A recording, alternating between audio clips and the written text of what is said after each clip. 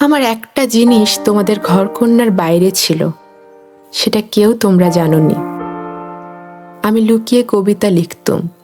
সে ছাইপাশ যাই হোক না, সেখানে তোমাদের অন্দরমহলের পাঁচিল ওঠেনি। সেইখানে আমার মুক্তি, সেইখানে আমি। আমার মধ্যে যা কিছু তোমাদের মেজ বউকে ছাড়িয়ে রয়েছে, সে তোমরা পছন্দ করনি, চিনতেও পারোনি। আমি যে কবি, এই 15 বছরেও তোমাদের কাছে তা ধরা পড়েনি।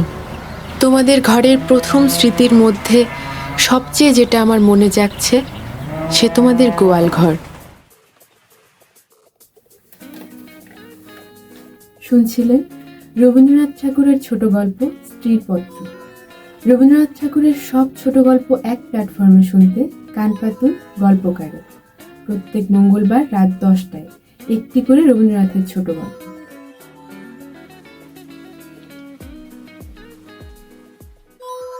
গল্পকার সব শুনবো বাংলা।